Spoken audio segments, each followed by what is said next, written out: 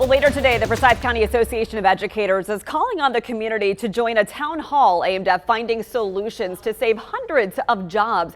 As we've extensively reported, roughly 350 employees with Winston-Salem Forsyth County schools are set to be without jobs after this week. Part of the district's reduction in force plan to make cuts to its budget amid a massive deficit. The FCAE tells us educators aim to call on lawmakers to pass a mini budget that would give the district money to avoid the cuts. A last-ditch effort to spare what appears now to be somewhat inevitable. So joining us live is Jenny Easter, the president of Forsyth County Association of Educators. Thank you so much for your time. I know it's a very difficult time for the district. So let's dive right in. The dates are very clear. Friday, last day for affected employees. Monday, a day off for students so the district can reset. The outcome of these walkouts that we've seen, dozens of them, have remained unchanged. So how hopeful are you that there will be some action tonight after this meeting? Well, we are encouraged that our legislators are showing up. Okay. We've tried our best to accommodate to this last minute call, but ultimately, no matter what the situation is in Raleigh, we just want our local delegation to put forth effort to help us through this crisis, and hopefully our voices, our community's voices, will be heard at the town hall this evening. So you mentioned lawmakers showing up. You did invite state lawmakers. They are in recess, not scheduled to adjourn until September 22nd. So have you received confirmed RSVPs tonight, and is the governor planning to come? We have received several confirmations, and like I said, we're still working out some last minute accommodations prior to their commitments before our call. Just trying to be able to get them to be involved and engaged as much as possible. So we're hoping for a good turnout, and then also have our community feel supported, especially across Forsyth County. I'm curious if you have heard from Governor Stein. We reached out to his office and had not heard back at last check. Has he communicated with you directly about whether anything will happen on the state level? He has not. That might be next steps. We have tried to keep it as local as possible to pressure, the state government to do the next step. But we've tried to work with the district. We've worked with our county commission. Now the next step is with our state legislators. I do want to call up a statement from Representative Donny Lambeth. He did respond to our request for a statement about this meeting tonight. He called it premature until the delegation meets with the school board and understands the issue. He also said Forsyth County Association of Educators does not have the qualifications to call the General Assembly back into session. So generally, as you know, special sessions are for broad statewide issues. We've seen disaster relief, veto overrides as reasons to call a special session. The state board did already authorize that lower interest repayment plan. So is this town hall tonight mostly symbolic? No. Okay. That's not our expectation. Okay. Unfortunately, it seems like it is on others' radar, but we want to have action come from our legislators. While we know that they're not in session, they can call the session into order. They can help work with the leadership of the General Assembly to make that happen, and that's what we're hopeful that they will do.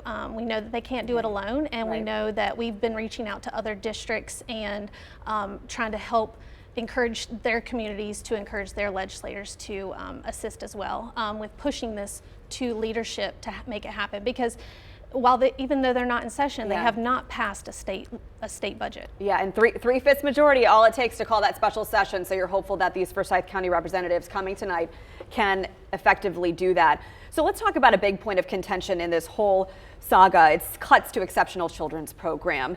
The district told me that even with these cuts, it will still maintain the EC and IEP standards required by state and federal law. But you've been talking with these EC families. How are they feeling about what's going to happen come Friday?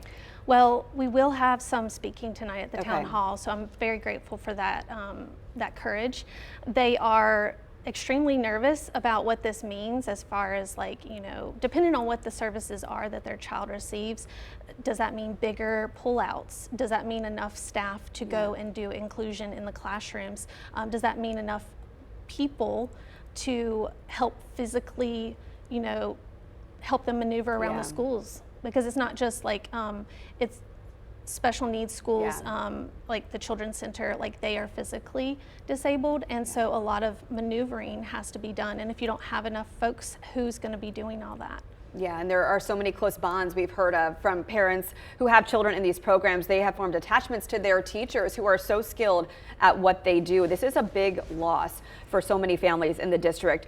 So let's talk about next steps for the affected teachers in this RIF plan. Community employers just had a job fair. We have heard from several teachers who say they've already accepted positions in other districts or outside of the teaching profession.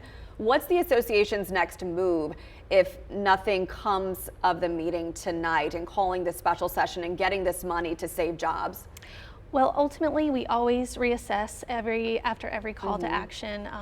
After this town hall, we'll see what the feedback is, and if we need to take it higher, like you said earlier, do we need to start getting Governor Stein involved in this? Possibly. Do we need to actually communicate to actual General Assembly leadership? The next step is to watch out for our people, and then also, like, moving into next year, like pushing for a budget, even with our county, that helps bring these positions back so that our people can be there for our students next year. I know you hear and understand the parent frustration about how this all happened in the first place. There are people pointing blame all over the place. As far as accountability, where does that lie to ensure this doesn't happen again? $46 million in deficit. That's a lot of money. And it went undetected for a long time. Right. I don't know what's happening behind the scenes with the district and the Board of Ed, but definitely questions have been raised, and we are, as FCAE, trying to get accountability and also hold them responsible for, setting procedures that actually get followed even after turnover, and make sure things are happening and reports are being made so that this doesn't happen again. So while this mismanagement brought to light the situation we're in, and our community is feeling its impact significantly, these are things that districts around us have already been feeling, because ultimately the state is not funding these positions that we are losing.